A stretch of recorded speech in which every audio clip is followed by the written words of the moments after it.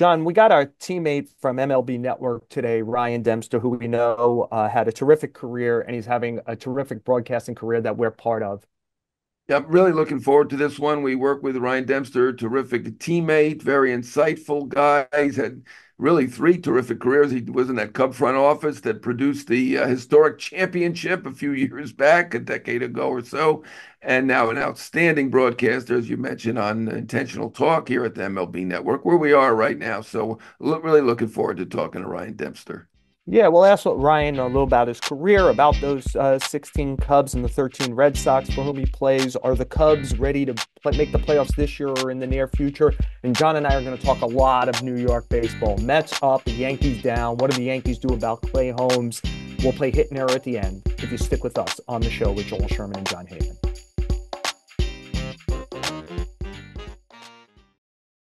John, I'm going to let this be dealer's choice. You're going to deal here. Do you want to start with the good New York news, which is the Mets, or would you like to start with the bad New York news, which is the team actually in the playoffs right now and until Right. yesterday had the best record in the American League, and somehow they're the bad news, the Yankees. Your choice. Go wherever you want. Well, I'm a lifelong, basically, New Yorker, so we'll start with the bad news. Yankees, and everybody's saying at this point, we love Clay Holmes, terrific individual. Closing in New York is something else. It's not easy. There's only one Mariano Rivera. Even Edwin Diaz has really struggled, I think, at times this year, and cost the Mets some games. But at this point with Holmes, well, how many blown saves? I've lost count. Is it It's 11? 11. Yeah, All right, 11. 11. They're going to have to figure out something else. Boone didn't really answer the question after the game, so I think that means he's kind of with us, or at least me. We haven't heard from you on this yet. Probably going to have to mix and match and figure it out, right? Is there anybody there to anoint? Weaver, I guess, has been their best reliever this year generally, but you study it more than I do. What could they do here? So can I just say one thing that's been a theme of mine, especially, I do the webcast with the great Tommy Hogan, who is part of our show here. He's producer, and Ryan Sampson. And I've been spending the webcast is a Yankee webcast, John, and I spend some part of every week saying the Yankees are bad at baseball. Like they have great players, but they're bad at baseball. And that game falls on Clay Holmes. To me, they lost it in the eighth inning. They're winning 4-1. Jazz Chisholm doesn't pick up the third base coach. He should score easily. It should be 5-1. Aaron Boone should put Anthony Rizzo in the game. If he's going to pinch hit in the ninth inning, put him in the game to play defense in the eighth inning. He's much better than LeMahieu. LeMahieu makes an error to open the inning. Gleyber Torres blows a double play ball that's going to bail him out. Aaron Judge throws the ball to the wrong base. So instead of being 5-1, it's 4-3 going to the ninth. And yes, the Yankees have to get Holmes out of that job because it's happened too much. And I think they're about to make another mistake, which is they've putting Luis Heel into the rotation. To me, Luis Heel could blow people away. I would hope he is some version of Francisco Rodriguez from the 2022 Yeah. Angels, and I put an arm that could dominate people on the back end. I think they should take the last 3 weeks to see it because I don't know, like you want to try Luke Weaver or Jake Cousins doing this or some amount, a group of guys doing it. He'll, if right, and who knows, he might not be able to do it physically. How long does it take him to warm up? He might be a guy who sprays the ball too much. But the one thing I know is when he threw the ball near the plate for the first half of the season, whatever he's doing, either stuff, deception, movement, etc., guys swung and missed when the ball was right down the middle. Yeah, He's I think got it's good. worth. Yeah, I'm with you. I think it's worth giving that a shot. That's a great idea. I know you've mentioned it before, and right now they have pretty darn good starting pitching depth, assuming Cole's okay, and we have heard nothing to suggest he's not. Rodon has been very good lately. Stroman has been good. They got Clark Schmidt coming back, so in terms of the rotation, it's in very good shape. So I kind of like that idea. I think you're probably right there. What about the other controversy going on with the Yankees? I don't know of anybody outside their front office who doesn't think Dominguez should be up. Do you have? I'm assuming not assuming. I kind of know. It's more than an educated guess. They still have faith in Verdugo. To me at this point, and Verdugo is a good defender, and certainly in his past he's hit better than this. But Dominguez is a threat. Is there any good reason why Dominguez is not at least up and playing most of the time with the Yankees right now? John, I think that this is an organization we've seen since they became more analytically bent, especially over the last 10 to 12 years. They go down with the ship of what they believe, whether that's like running out Gary Sanchez as a catcher and saying, no, his metrics are good, or Gleyber Torres at shortstop and saying his metrics are good, or Isaiah Kiner-Falefa at shortstop and saying his metrics are good, or like running the value of Clint Frazier and Miguel Andujar into the ground. Like when they get on something, I think that it's very hard for them to get off of it. And I think that they see Verdugo as a good all around player. I think that all teams should be very careful about guys who don't play with high energy all the time. And that's specifically true in New York. And the Yankees have played with a couple of non-high energy guys all season in Grisham, Verdugo, and Torres. And Torres they've known about for years. And I think that in bad times, though that shows up. That shows up. And if I'm going to try to catch lightning in a bottle with Luis Gil, I would try to catch lightning in a bottle with Dominguez as well. I would and feel like, could it really be worse? And if it's worse, I'll put Verdugo back. And if Verdugo is lost and says like, "Well, you took me off the field," then we'll waive you. I'll just play Cabrera out there in left field. I know he'll bring energy and a high baseball IQ. Yeah. And I think the Yankees are. It's strange, John. They've had one of the best records in baseball all season, and they feel a little desperate right No, I mean, now. is that And part of the equation that they're fearful if Verdugo it becomes a part-time player that he will but just he's not lose coming anything? back next year anyway. Like Right. I don't know. John, Is there feelings anybody? Do have you to. know anybody? Do you know anybody outside of obviously the people who made the decision, which obviously we know are Brian Cashman and Aaron Boone? Is there anybody out there who doesn't think Dominguez should be up at this point? I mean, I can't find anyone. You said, well, the metrics said the stats are pretty clear on Verdugo at this point. It's been 6 months, right? He is It not has having to a good be, year.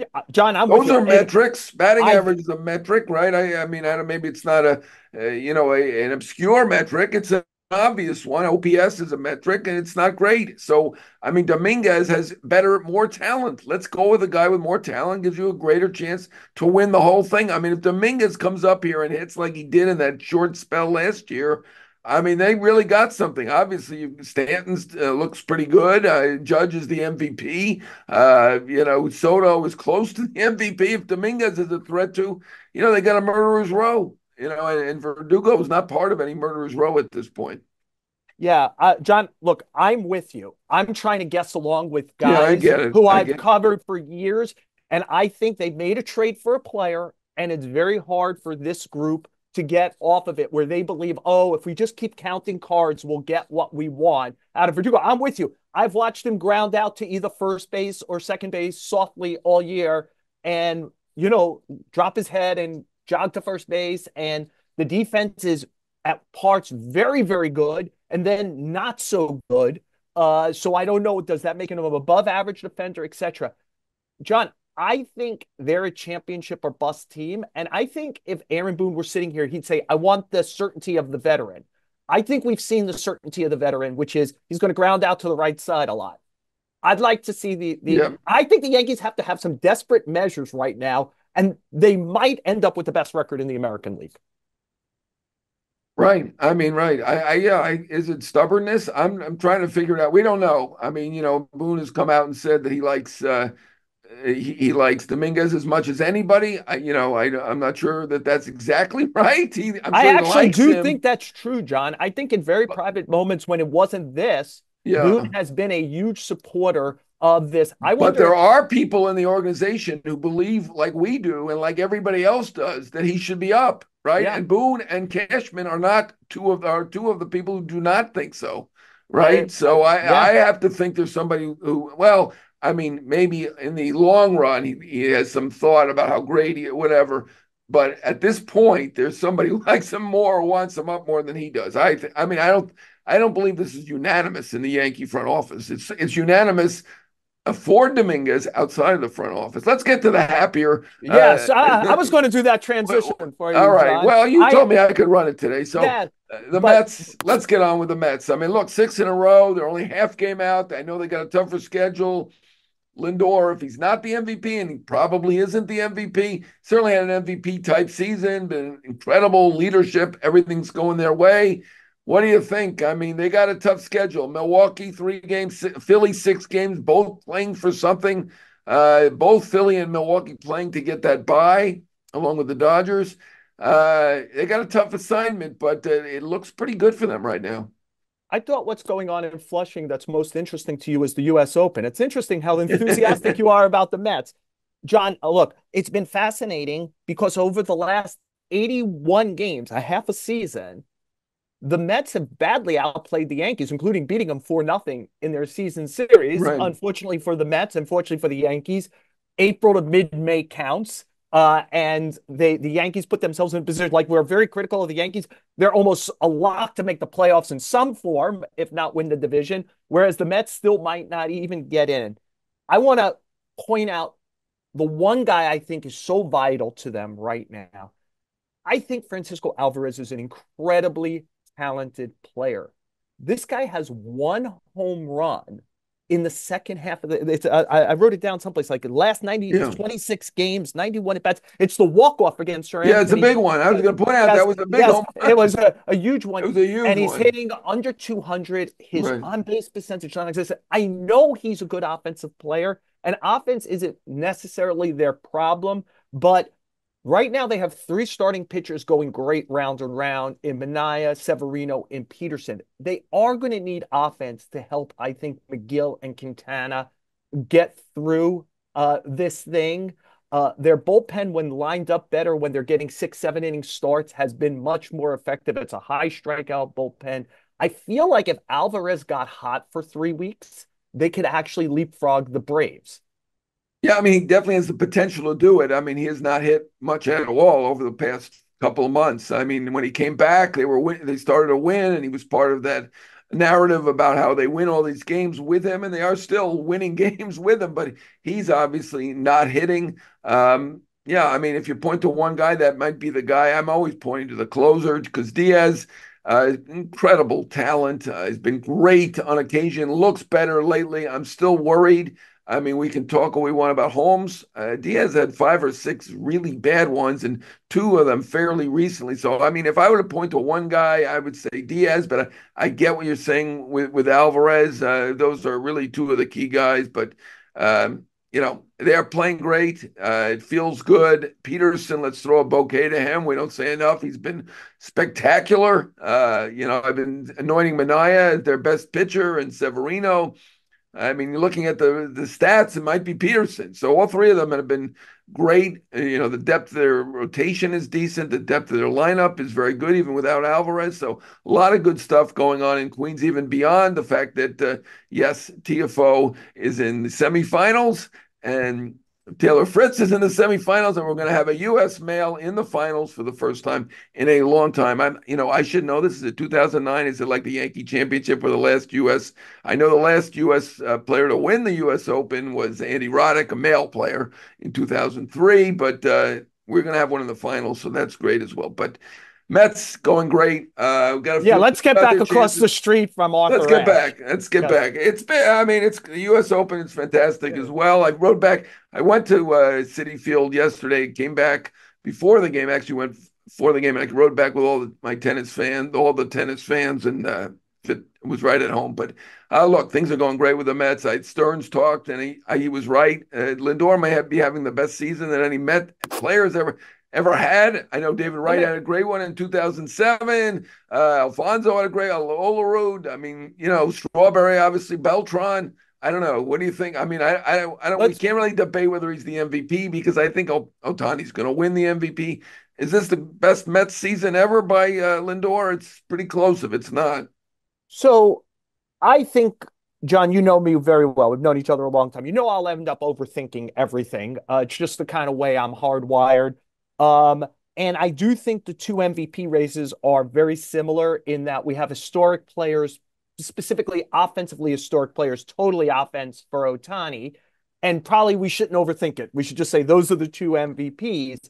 But I mean, Bobby Witt does everything you could do on a baseball field Right. at the highest level. When it's hard to hit, he's hitting 340. He leads in runs. He leads in defensive WAR, etc.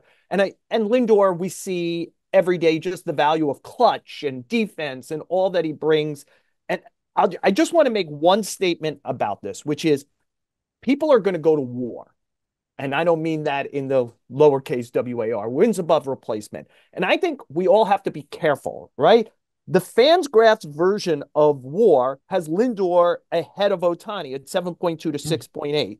The baseball reference version has Ohtani ahead of Lindor, 7.1 to 6.4. Like, if we can't even agree on what a metric is, like, I know Bobby Witt's hitting 340.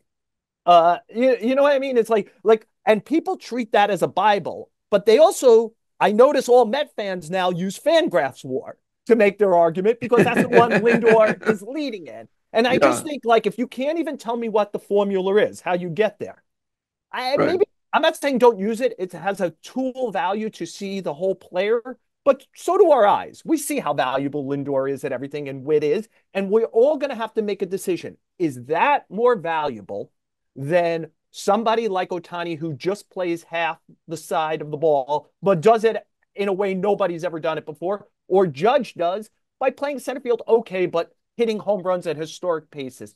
And that's the MVP race. Do you believe in the whole stuff? Stop looking at WAR. Use your eyes. There's generalized statistics we could use also.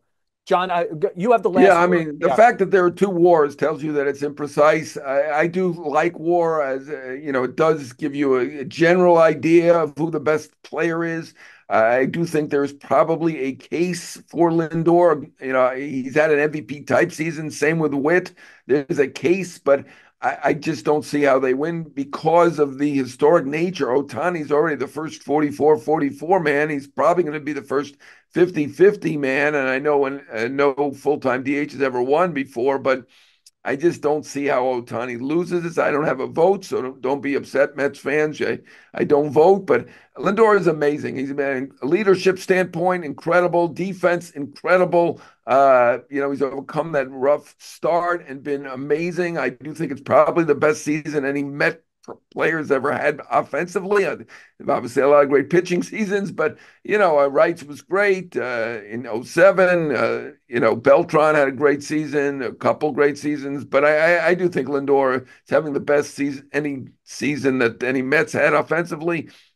But I think people will point to the fact that it's historic what Ohtani is doing again. And Judge, if you look at the stats that we know for sure what they mean, the OPS, the OPS plus is pretty historic where he is right now. He's about 15% better than anyone. And he did volunteer to go to play center field, which isn't easy for anybody, much less somebody who's 6'7", 282. And he's doing it fine. He's doing a fine job in center field. So I think it's a tough case, even though Witt's had an MVP type season and Lindor's had an MVP type season.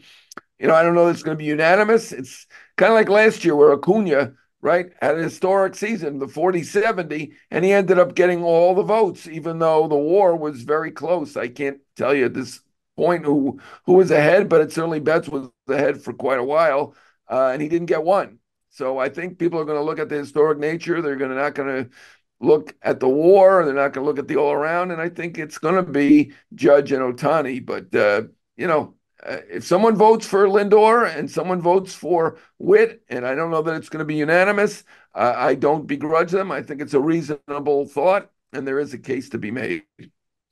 Yeah, look, Tommy Hogan does our social stuff every week. He asks us what clips we would like. Tommy, I want the one out there. Just cut it down to this, where Jon Heyman says, "I do like war," and let people figure out what that means. Somebody who will help us navigate what's going on in Chicago and around the league is our friend from MLB Network, Ryan Dempster, who joins us next on the show with Joel Sherman and Jon Heyman.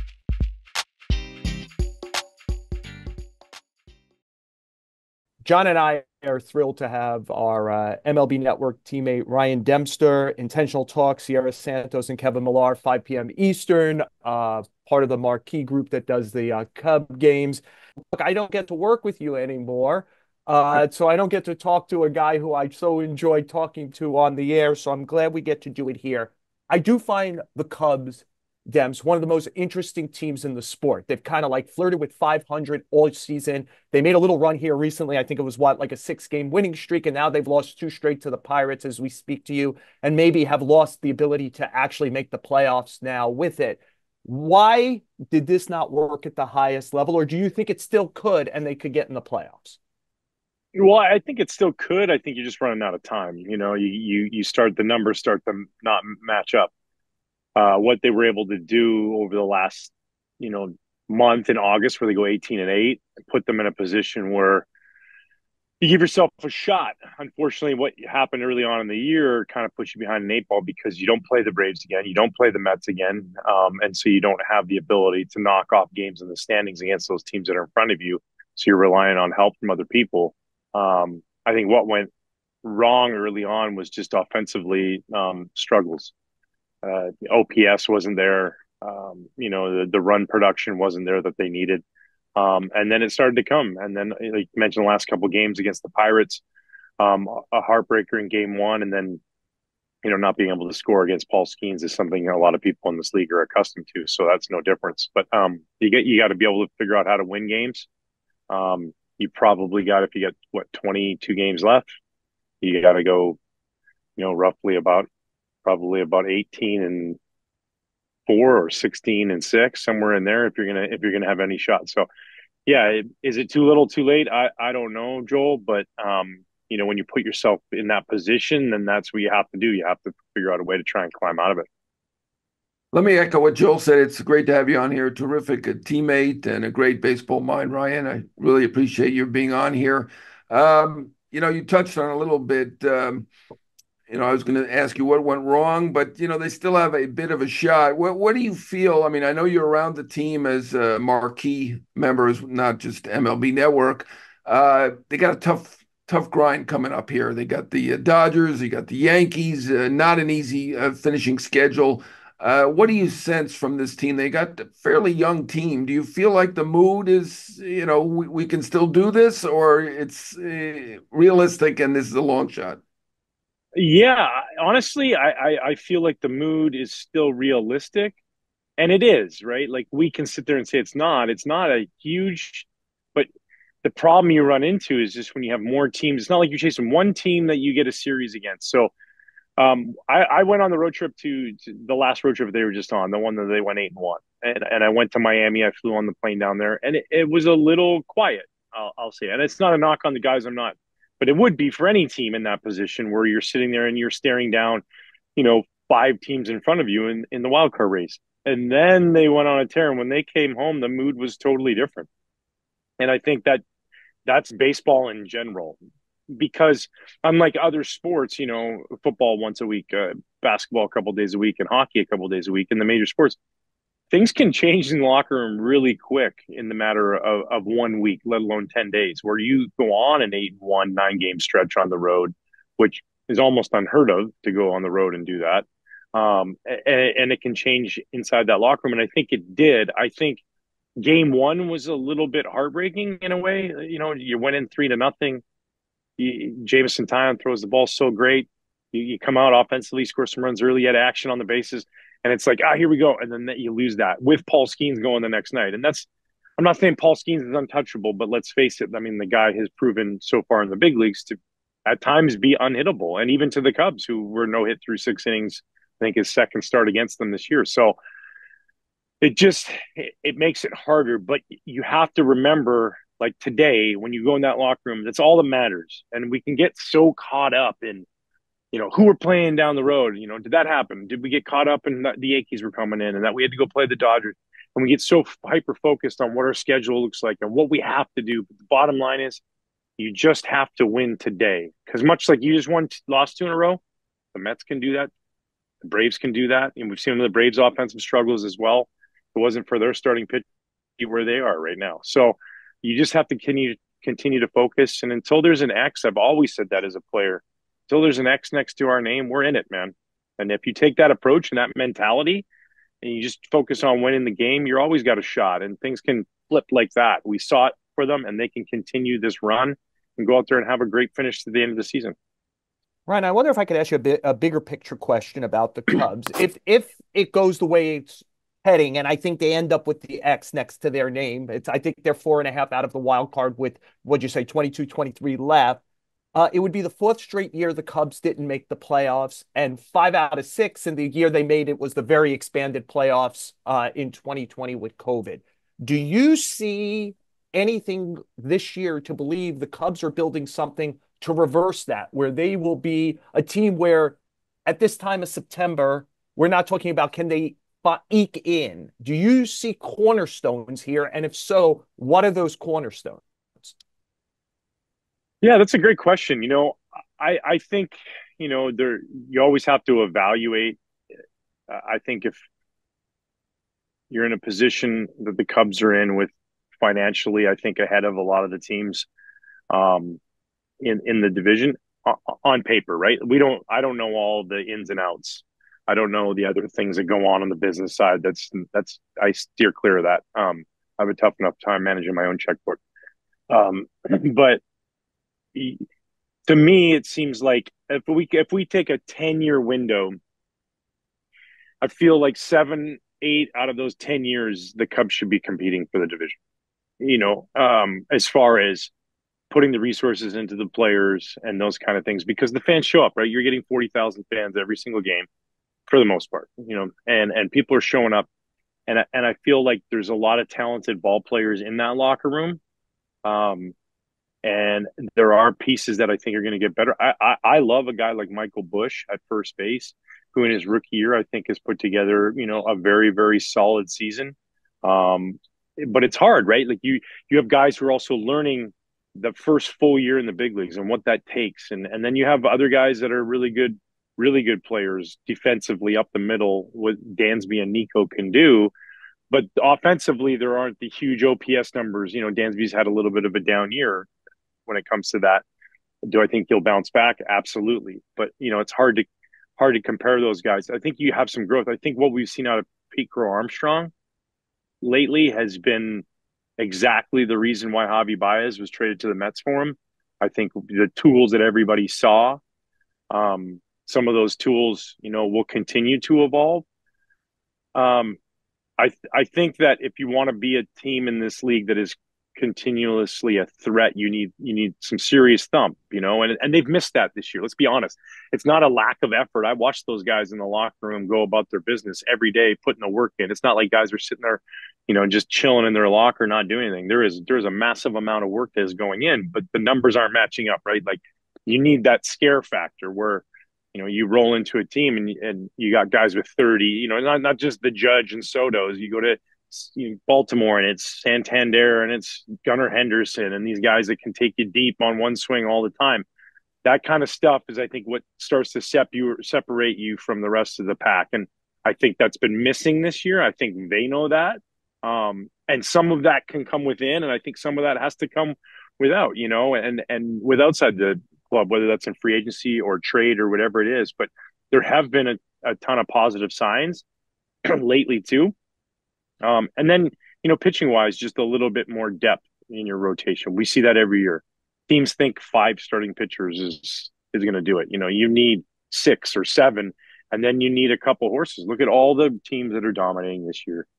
And then the teams that, like Baltimore, has had to overcome massive amounts of starting pitching going down through great offense, because of that. So I think, you're going to see a team that I don't think, whatever ends up happening at the end of this year, I don't think they're going to sit on their hands, and I don't expect them to.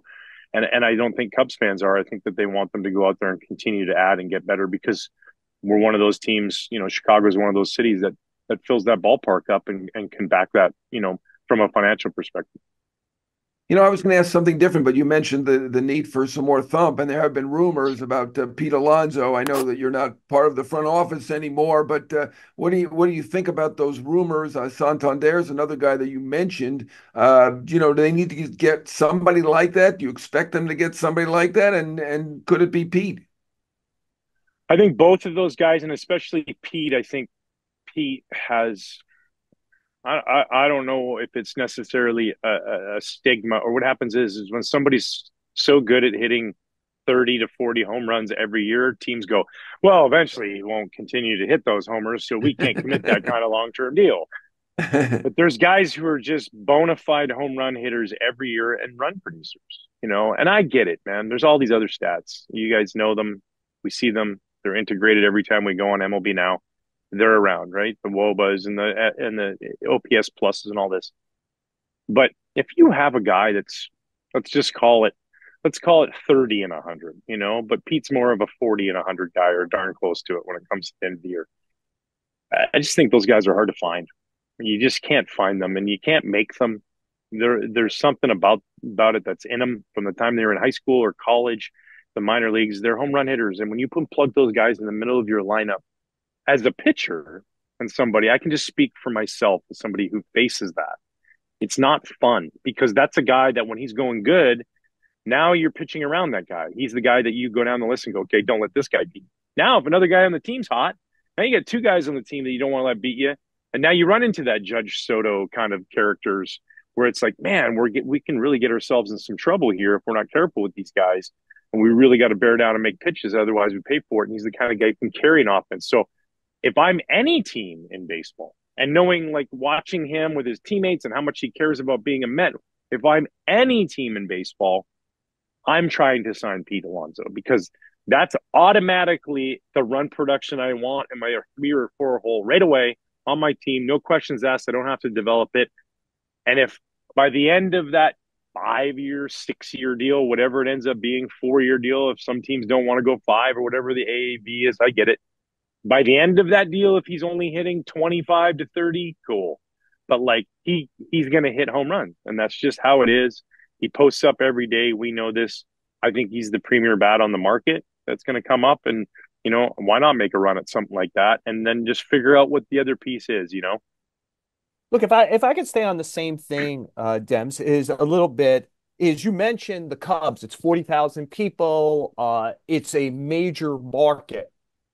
They have been very contained in free agency of late. They've done the short-term deals with Bellinger. They did kind of like something with Imanaga, Jameson Tyon, keeping Ian Happ. The one time they broke out a little bit was Swanson. Uh, why wouldn't they be in it for Juan Soto? In other words, like if you're Chicago, why not just say you were mentioning the fear factor? I think you use scare factor. I love that term. Well, I've watched Juan Soto take 550 plate appearances up close. There's a lot of scare factor when he comes, but so same with Pete. I just wonder why are the Cubs not going to the ends of the earth when they're in Chicago? Yeah, that's a good question. I think going to the ends of the earth can be a little bit dangerous. You know, like you can really, if you're not careful and you miss in going to the ends of the earth, like you could, it's like the movie Armageddon. You put, if one of the crew members is a little bit off kilter, then the whole thing can go a little bit awry. But if you get the right mix of guys, I think what Juan Soto's proven, uh, if he had anything to prove, was that he is that elite hitter in this game. I think sometimes there was always this focus on he walks. Yeah, he walks. He doesn't hit for power. Well, cool. He's proven that he can do that now.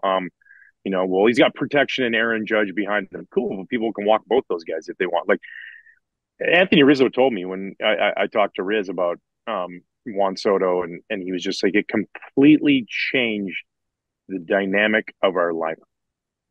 He was like, you don't realize how one guy can really affect your lineup in so many different ways. Not just what he does on an offensive production, how he takes batting practice, how he goes about grinding out at bats against guys. You just morph into that. I watched it in 2013 when I was with the Red Sox. We were a team that didn't strike out a lot. We grinded down opposing pitchers. It just trickled down to everybody. If Mike Napoli was hitting that way, and Big Poppy and Dustin Pedroia were hitting that way, then the Stephen Drews and the Johnny Gomeses and the Xander Bogarts that come up, they have to hit that way because that's your mantra as a team. And Juan Soto changes the mantra of a team because you're going to be the guy that just goes up and strikes out on 3 pitches. And I think there's so much more than just offensive production as to what he does, and then he's proven obviously what he can do in the outfield as a, I don't know the numbers. I haven't looked at his above average as a defender, but when you watch what he's able to do, it seems like it.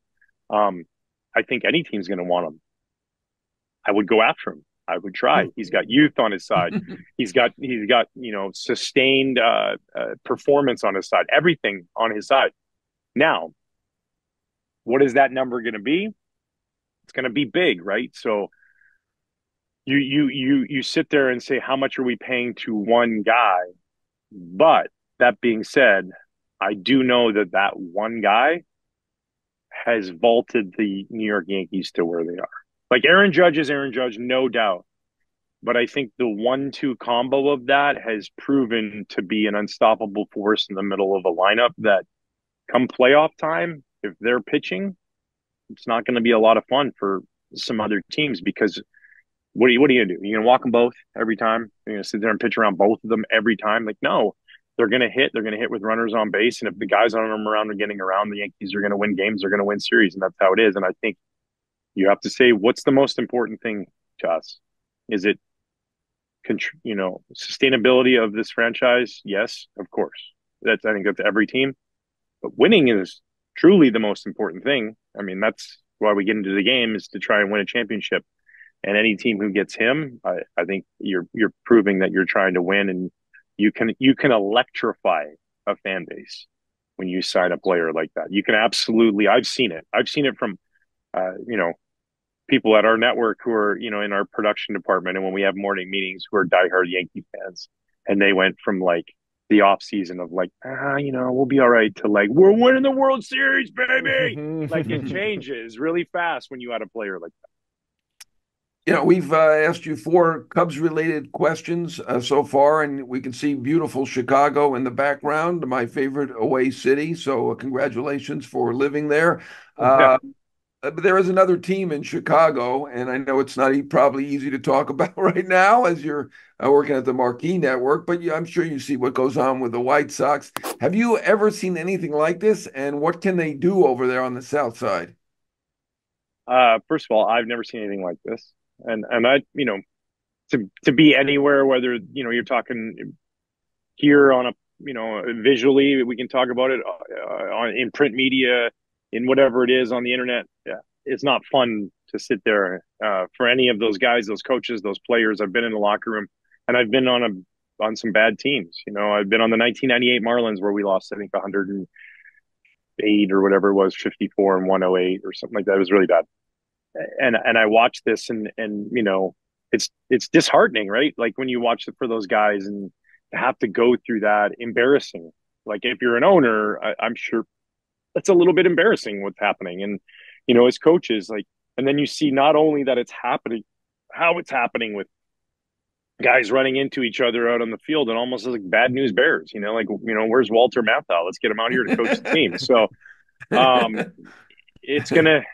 I don't know what's going on. I'm not around it enough to really understand truly. I just know it comes down to a lack of execution, and I think that's what gets exposed when you're in the big leagues and you're going, rebuild, and you're trading guys away and you're going youth, is how much experience does matter in this game. We love youth. It's great.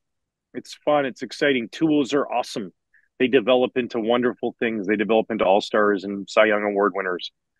But when youth is all together at a young age, from the players to the manager and everything, and inexperience is there, the game moves very fast, and teams don't wait around for you to figure it out. They're not like, well, let's just take it easy on these guys today. They smell blood. They are sharks in the water, and they are going to come get their 3-game sweep. And, they got a lot of internal reflecting to do and figuring out what to do, but it's been a while, right? Like, this isn't just a few years. This has been a while of this going on. And something for all the White Sox fans. I got tons of friends and people that I'm close to that are White Sox fans, and they're embarrassed and they're extremely frustrated. So hopefully for them, they figure it out. But they got a lot of work to do down there on the South Side. Dems, I don't know about Walter Matthau, but I think Tatum O'Neal would be their number 3 starter. Let me ask you something that's going to be a big question the rest of the way, and then until it's revealed at some point in the offseason, which is about MVP. I think people are going to be playing this game. We're watching 2 players have historic type seasons, which is Judge and Ohtani. Should we just be simple and say it's Judge or Ohtani, or should we say, well, Ohtani only plays one side of the ball, Judge is a great power hitter, but he's only an ordinary center fielder, while we have a shortstop in the American League in Bobby Witt, who does everything, and a shortstop in the National League in Francisco Lindor, who does everything. If Ryan Dempster had a vote with a month to go or 4 weeks to go, how would you do this? Yeah, Judge and Otani are the MVPs. Yes, it's Yeah, we could but end you up make great points. overthinking. You could Yeah, overthink, you right? 100%, and I think you could end up overthinking Otani a little bit more than Judge, just because Otani's DHing, right? And that historically has not been a position that you think MVP. But I think because the fact that, barring anything silly happening, he's 50-50. Sometimes I sit there and watch it and I'm like, is he going to be 60-60? Like, is he going for that right now? But have a Sammy Sosa June of 98 month, So I think it's just too hard to negate such amazing performances by both guys. Like you're talking, like you said, again, historic seasons, but that's the nature of the beast, right? We can't all be the Cy Young. Like 2008, man, I went 17-8. It was. I had a sub-3 ERA, struck out over 200. But I finished sixth in the Cy Young, man. I didn't even get a top three. Like that's just how it goes sometimes. But you mentioned both of those shortstops, and neither of those teams are where they are. And what Francisco Lindor has been able to do in New York and turn it around the way he has, and put his team now in a playoff position where they can catch the Braves. I don't know what I've been saying it. I don't know what happened on that plane flight back from England. I don't know if they had bangers and mash and it would turn out to be magical and had unicorn stuck inside of it. But he has just been the leader of that ball club. And from that moment, you could argue he's the MVP in the league. From the time he's turned it around, what he's done on both sides of the baseball, I don't know if there's a player that has been more valuable to his team than him, because, you look in LA, they got, superstars up and down that lineup, maybe the biggest trio in the league in all of baseball, and those three guys. So, but yeah, incredible performances, but unfortunately somebody has to finish second to those two behemoths of human beings that absolutely scorched the baseball. It's pretty impressive. Yeah. You alluded to your Marlins tenure, and you missed the championship 97 by 1 year, got there in 98, and last year was 22, so you missed it on the back end by 1 year as well. But you did win two championships. Your last year as a player, 2013 Red Sox, first year as an executive with the Cubs, 2000, I think was the first year, right, that you won the World Series with Yep. the Cubs, right? That was your Yeah. first year. So what are your recollections of winning those championships? A very different circumstance for you at the back end of your playing career and at the front end of your front office career. Anything stand out in particular with those? Obviously, the Cubs was historic. The Red Sox history occurred a little bit earlier, but it's still the Red Sox. So, Yeah, I think both of them, if I look back, both of them extremely tight teams. Meaning, like, if we went to dinner, it was 20 guys going to dinner. Like, I mean, that's just how it was. From the Red Sox, we had obviously a lot of, kind of tragedy into triumph with the Boston bombing, and then using that as a vehicle to try and help a city heal. So we kind of took that upon ourselves, within the locker room. What can we do to be a part of something so that this city can be proud of after something was taken from us? A little bit of freedom for a little while and a little bit of, security. And so that team was extremely close. And then 2016, a lot of those same guys, John Lester, John Lackey, David Ross, these guys had that same coaches. Brian Butterfield was there, like, where it's like the same sort of feeling of, togetherness. And I think, you can run into things, teams get hot, but I think it's a common thread amongst teams. And I'm sure if you speak to every team who's in it right now, they all feel the same way. But the real elite ones, the ones that end up winning, you're like the 300, you're from Sparta, and you can go ahead and fight against King Leonidas and his entire, Persian army. Come for it. Let's go. Like, that's how we felt. We felt unstoppable. And the one thing I was most, kind of aware of or proud of, and when I watched it, was the Cubs in 2016 down 3-1 to the Guardians, the Indians at the time, but the Guardians now, and walking to the ballpark down Waveland Avenue, and Theo and I were walking to the field. We were kind of neighbors in Chicago, and both of us kind of looked at each other like, I've never seen two guys who, I mean, when you don't have control, when you're not in control and you don't have any say in it as far as what happens on the field, it can feel very out of control. It can feel very panicky, because you're just like, I hope he. There was none of that. It was like, we had John Lester go, and all we have to do is win today's game. And because then when you got Arrieta, and he's nasty right now, and then it's like get to a game 7 with this team. So there was this very calming sense, even in the locker room, and the guys really rallied around each other. And I think the biggest angst we probably felt was in the ballpark from the fans, because here we go again, right? Is it a black cat? Is it Bartman? What is it this time? And there was really none of that yet. So there was nothing to point a finger at. So I felt like it kind of just made every fan kind of relax. It wasn't like there was something to grab onto.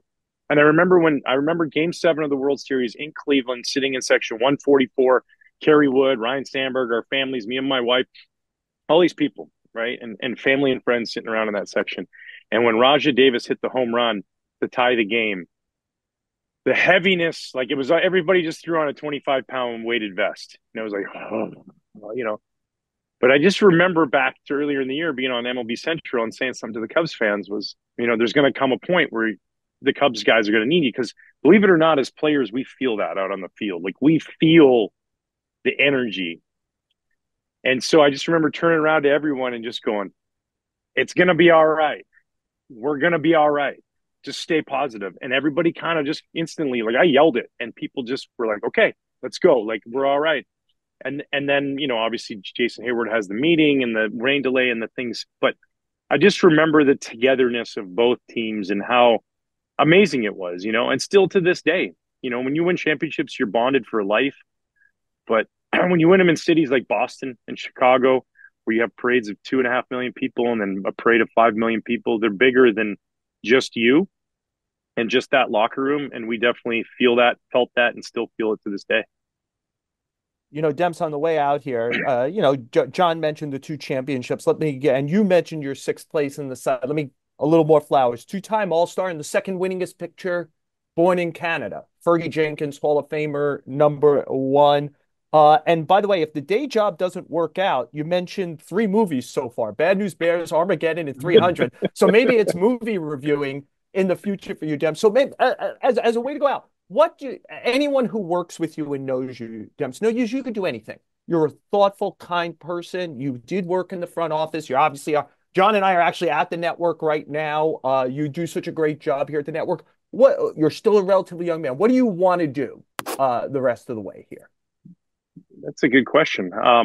It's funny when you get done playing, the first thing you do is you miss the field. And I struggled with the player front office relationship. Like I always said, that year in 2016, I felt like a player that was on the 60-day. Like I had labrum surgery and I was not coming back. Like I was still close enough to the field and those guys that I felt a little lost as where my role was. And then as time went on, and I think especially going through COVID, it actually in a way provided some closure for me, and that part of my life is gone. I'm not a player anymore.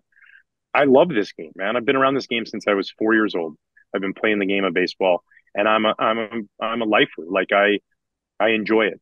I love the idea of being around a game, and I love the idea of seeing a team grow into something. And so whether that's getting back into some sort of role of putting together a team and being a part of that, I know that the world's changed as far as who gets those roles. Some of them are highly educated people that, I've had to study spreadsheets and box scores and stuff like that. I didn't go to an Ivy League college for it, but I think I do know that, I know what it takes to be in a locker room that wins. And relationships in this game are everything. Who you have relationships with and trust and stuff like that. So maybe one day down the road, getting into that avenue again of building a team up. I don't know. Coaching. I got little kids, so that's a hard one to get away from as I go through that. But maybe as they get older, maybe that could be something I get into. But I think most importantly is guys, I love baseball. I love being around it. I love talking it. I was always a guy that, if we went out to the bar after a game, we were talking about the game that day. I get up, my wife sometimes right away. I'm turning on the recap of what went on last night. I'm watching games all the time. I'm always trying to figure out something about it that's a little bit outside the box, and what can I do to help out? And so I think that I would just love to continue to stay involved in the game. And if at some point that means something larger than what I'm doing right now, then so be it. But as long as I can be around and be a part of the game, then I'm a happy guy because, baseball doesn't define me, but I'll tell you what, if baseball was in my life, you might as well chop a limb off because it's given me so many things in this life that I'm thankful for, and I look forward to what it gives me in the future and what I'm able to give back to the fans of the game and the game itself. It's an honor to be able to do that. Demps, look, I know not to talk for John, but I'm going to talk for John a little bit. Is you mentioned how much you missed the game initially. You got to do this, and I think we're both appreciative. It means that we've gotten to be your teammate because that's been great for both of us. And we appreciate you joining us on the show with Joel Sherman and Jon Heyman. Appreciate you guys. Thanks for having me on.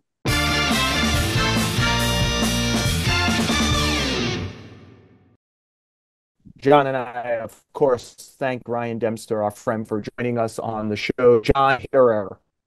I feel a little bad piling onto the White Sox and giving them an error, but it's getting a little bit ridiculous at this point, right? They have the three longest losing streaks in baseball. If you took those losing streaks out, I saw on Twitter, they'd still have a losing record.